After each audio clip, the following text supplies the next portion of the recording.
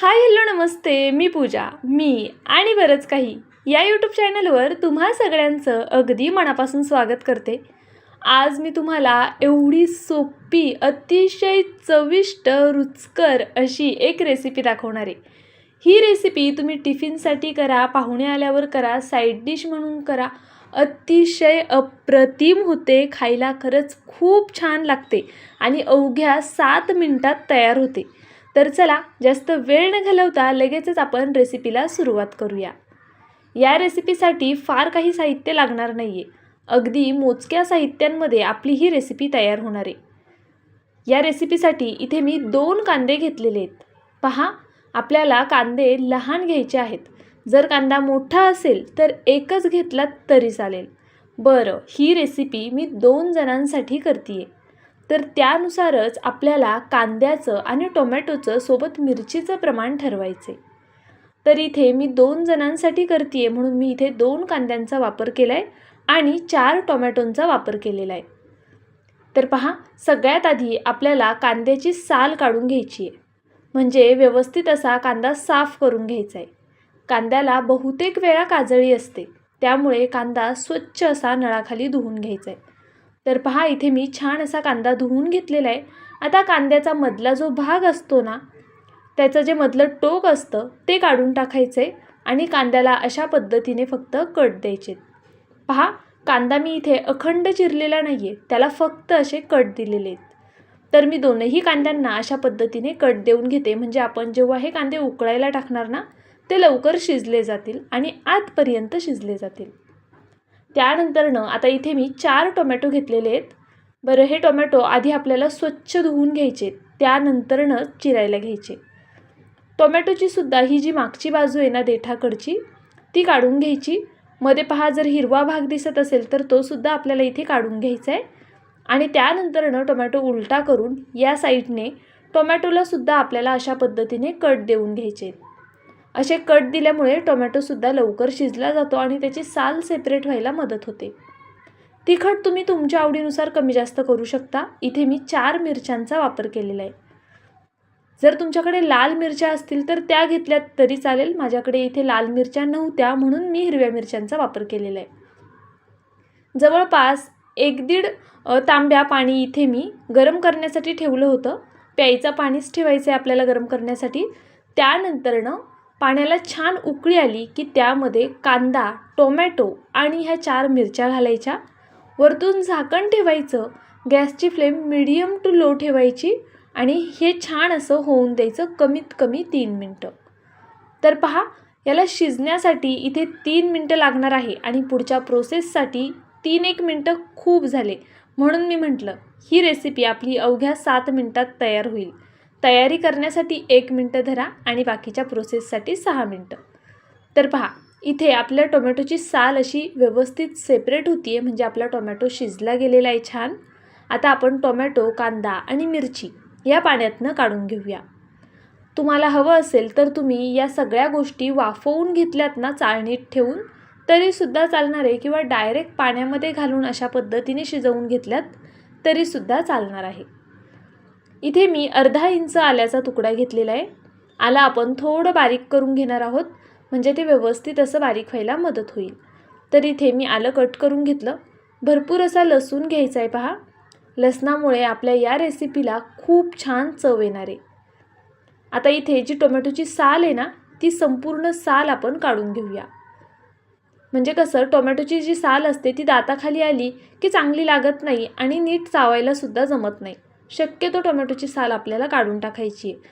जर तुम्हाला टोमॅटोची साल काढायची नसेल तर तुम्ही तशीच घेतलीत तरीसुद्धा चालणार आहे. बरं, इथे मी आता 4ही टोमॅटोंची साल अगदी याच पद्धतीने काढून घेणार आहे. आपल्याला कांदा टोमॅटो थोडा कोमट होऊन द्यायचा आहे, त्यानंतरच साल काढायची आहे बरं का. तर पहा, म्हणजे कसं हाताला तुमच्या भाजणार पण नाही. इथे मी 4ही टोमॅटोंची साल काढून घेतलेली आहे. 2 जणांसाठी करतोय म्हणून 4 टोमॅटो घेतलेत. जास्त क्वांटिटीत करायची असेल तर जास्त टोमॅटो आणि जास्त कांदे घ्यायचेत. पहा, इथे मी चॉपरमध्ये अद्रक आणि लसूण घालून घेतला. जर तुमच्याकडे चॉपर नसेल तुम्ही मिक्सरच्या भांड्यातसुद्धा हे जिन्नस बारीक करून घेऊ शकता, पण मिक्सरच्या भांड्यामध्ये बारीक करताना ऑन ऑफ मोडवरच आपल्याला हे बारीक करायचं आहे. कारण आपल्याला याची फाईन पेस्ट करायची नाही आहे. हे थोडं दरदरीत असं आपल्याला टेक्स्चर हवं आहे. तर पहा, इथे मी कांदा अशा पद्धतीने कट करून घेते आहे. थोडक्यात काय, कांदा फक्त आपल्याला असा छान मोकळा करून यामध्ये टाकून घ्यायचा आहे, म्हणजे तो व्यवस्थित आपल्याला बारीक करायला मदत होईल.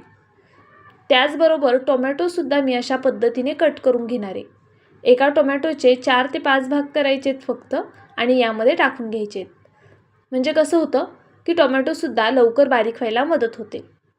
मिक्सरच्या भांड्यामध्ये करत असाल तर पुन्हा एकदा सांगते, ऑन ऑफ मोडवरच करा, पेस्ट करायची नाही आहे. पुढे मी तुम्हाला दाखवतेच आता की आपल्याला कशा पद्धतीने ह्याची बारीक अशी दरदरीत अशी पेस्ट करून घ्यायची आहे.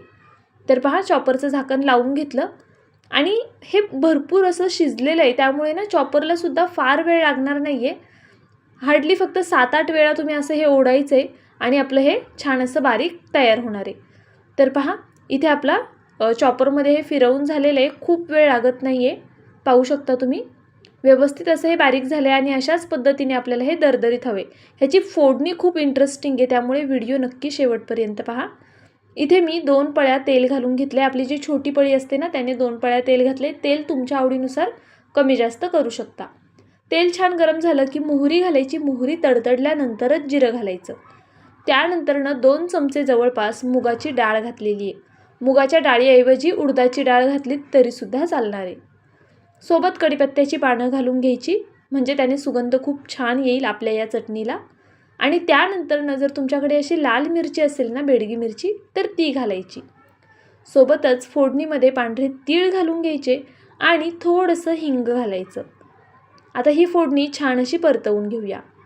बरं, ही चटणी तुम्ही चपातीसोबत खाऊ शकता, भाकरीसोबतसुद्धा खाऊ शकता, वरण भातासोबत तोंडी लावायला घेऊ शकता किंवा इडली डोसा केला असेल तर त्यासोबतसुद्धा तुम्ही ही चटणी खाऊ शकता. फक्त जर त्यासोबत खायची आहे ना, तर चटणी ज्यावेळेस आपण मिक्सरला फिरवून घेतो आहे त्यावेळेस ती थोडी जास्त बारीक करून घ्यायची. फोडणीमध्येच कोथिंबीर घातली आहे. कोथिंबीर फोडणीत घातल्यामुळे ना तेलामध्ये त्याचा खूप छान असा अरोमा उतरतो आणि मग आपली चटणी खायला छान लागते. पहा, हळद घालताना बेतात घाला, चटणीचा रंग बदलला नाही पाहिजे. थोडीशी हळद घालायची आहे आणि 1 चमचा बेडगी मिरची पावडर घालून घ्यायची आहे. असं केल्यामुळे रंग छान येईल आपल्या चटणीला.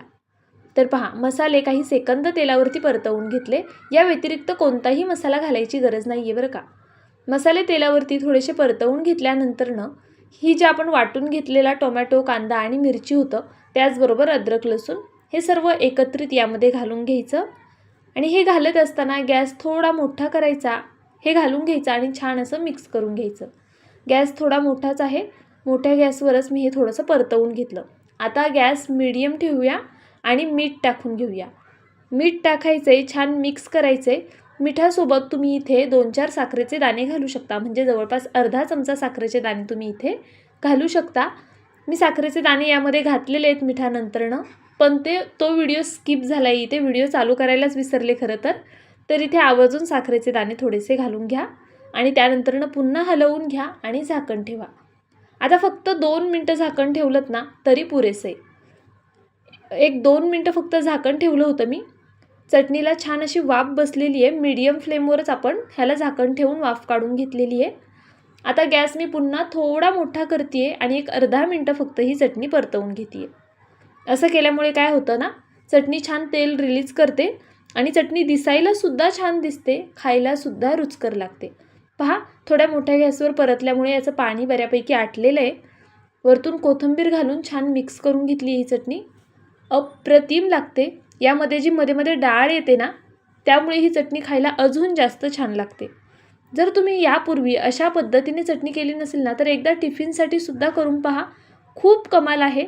चपातीसोबत दुसऱ्या भाजीची गरजच पडणार नाही. व्हिडिओ आवडल्यास लाईक नक्कीच करा. बाय.